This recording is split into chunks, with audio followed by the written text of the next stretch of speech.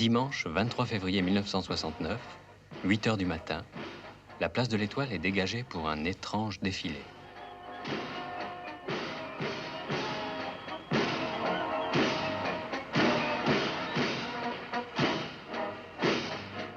L'Armée des Ombres, tel est le titre du 12e film de Jean-Pierre Melville, qui ressuscite ainsi quelques mauvais souvenirs. Courteline a dit par exemple « Mauvais souvenirs, soyez pourtant les bienvenus, vous êtes ma jeunesse lointaine ». Je n'ai plus de mauvais souvenirs, et surtout pas concernant cette période-là. Jean-Pierre Melville cultive, avec le paradoxe, la liberté d'esprit. C'est pas du tout parce que je suis juif alsacien que je devais me considérer comme un personnage d'exception pendant la guerre. Nous étions beaucoup de gens qui avions un petit peu plus à nous défendre. D'abord, j'avais déjà fait une partie de la guerre et l'habitude de l'action m'était venue. On devient très vite un combattant. On devient assez facilement un guerrier. Et on ne cesse pas très vite de l'être.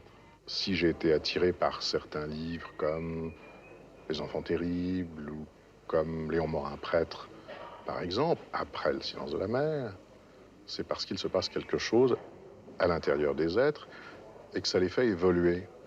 2 ans après Le Samouraï, Jean-Pierre Melville a entrepris le tournage de L'Armée des Ombres. La moyenne établie d'un film tous les 2 ans, c'est ce qu'un cinéaste doit se permettre. Plus, c'est de la démence.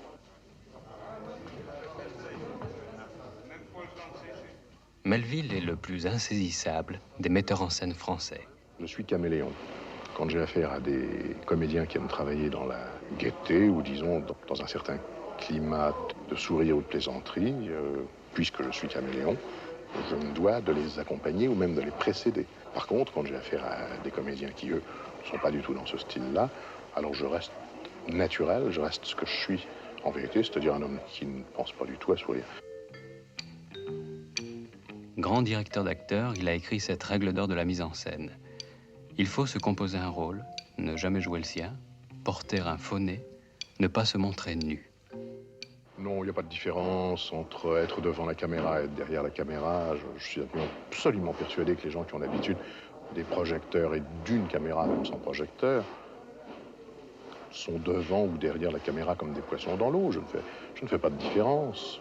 C'est plus facile de passer devant la caméra que de passer derrière. Ça, je le crois.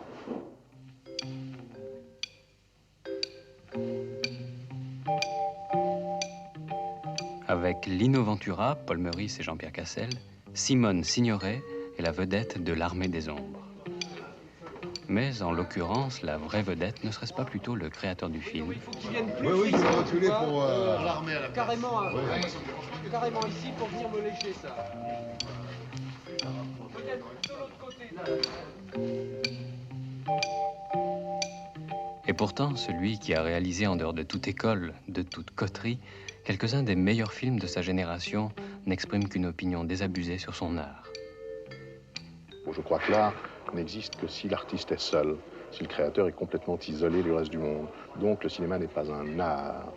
L'art, c'est quand on est à 3 heures du matin tout seul dans sa chambre, que l'on écrit une scène. Là, oui, ça ressemble un petit peu à de l'art.